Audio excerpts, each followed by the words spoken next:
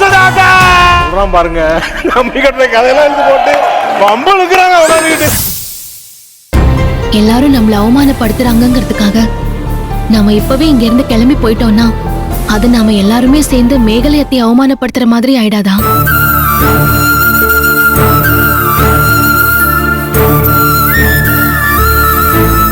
நாம இவ்ளோ சீக்கிரமா போறத நினைச்சு மேகலையத்தை மனசு கஷ்டப்பட மாட்டாங்களா?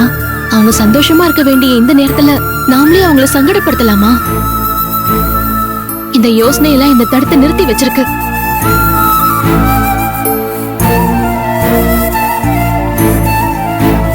என்ன சத்யா கண்ணு, மண்டபத்திலேயே எல்லாரும் சந்தோஷமா இருந்துகிட்டு இருக்காங்க, இதுங்க என்னமோ அழுது வடிஞ்சுகிட்டு இருக்குங்க.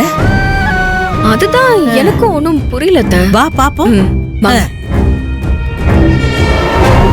எங்க வா சத்யா. வணக்கம் தம்பி. என்னாச்சுங்க? ஏன் எல்லாரும் ஒரு மாதிரியா இருக்கீங்க? ஏதாவது பிரச்சனையா? என்ன மாதிரி? நீ இருக்கிற இடத்துல பிரச்சனையே இருக்காதே, அப்படியே எல்லாரும் ஒரு மாதிரியா இருக்கீங்க. என்னங்க, என்கிட்ட சொல்லக்கூடாதா? சொல்லக்கூடாதுன்னா இல்ல சத்யா, சொன்னா நீ வருத்தப்படுவ.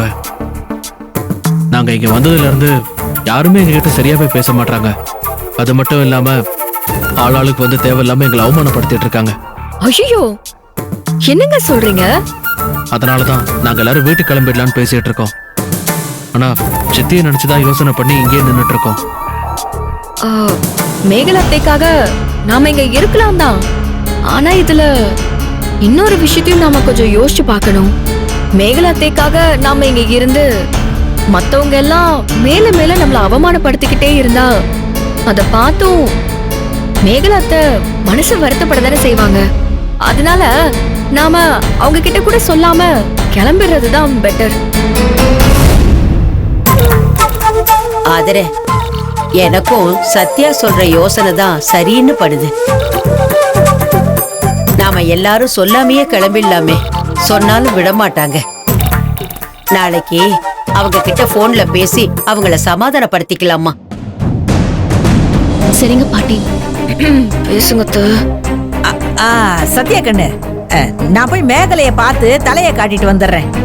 இது வரைக்கும் வந்துட்டு மேகலைய பார்க்கலன்னா நல்லா இருக்காது இல்ல? நீங்க எல்லாரும் இருங்க, நான் போய் மேகலைய பார்த்துட்டு ஓடி வந்துடுறேன். சரியா? இல்ல, நீங்க மட்டும் போனா என்ன அர்த்தம்? நானும் வந்து மேகலை அத்தைய பார்த்து தலையை காட்டிட்டு வந்துடுறேனே. இருங்க, எங்க நீங்க எல்லாரும் ஒரு 2 நிமிஷம் வெயிட் பண்ணுங்க. நாங்க அத்தைய போய் பார்த்துட்டு பேசிட்டு வந்துடுறோம். அப்புறமா எல்லாரும் கிளம்பி போயிடலாம். சரிம்மா சத்யா, போயிட்டு வாங்க. ஆனா மேகலை கிட்ட நம்ம இப்பவே கிளம்பி போறத சொல்லிடாதீங்க. இல்ல மாமா, நான் எப்படி அதை சொல்லுவேன்?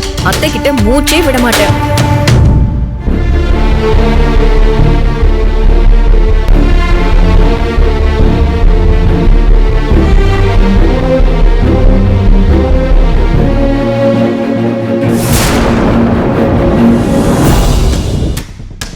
அத்தை, மண்டபத்துக்குள்ள வந்த உடனே ஹாப்பி நியூஸா காதுல விழுகுது. கேட்டீங்களா?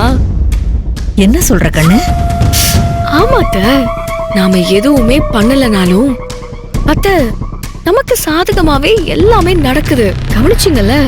என்ன கண்ணு பேசுற நீ? ஹாப்பி நியூஸ்ங்கற, சாதகமா நடக்குதுங்கற, எனக்கு ஒண்ணுமே புரியல கண்ணு. என்ன புரியல அத்தை? ஆமா கண்ணு, ஆதிரையும் அவங்க குடும்பமும் தான் அவங்களே இங்க இருந்து கிளம்பலான்னு முடிவு பண்ணிட்டாங்கல்ல. அப்புறம் எப்படி நம்ம நினைச்சது நடக்கும்? நம்ம திட்டம் எப்படி நிறைவேறும்? ஐயோ அத்தை, நடக்கும், கண்டிப்பா நிறைவேறும். சரி, அதான் எப்படி? இந்த மெக்கானிக் பையன் கார்த்தி இருக்கானே, அவன் தான் இன்னைக்கு நம்ம கையில கிடைச்சிருக்கிற பிரம்மாஸ்திரம். அவனை வச்சு நான் என்ன பண்றேன்னு பொறுத்திருந்து பாருங்க.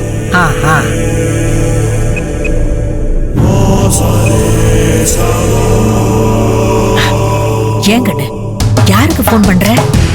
கௌதமுக்கு தான். ஓ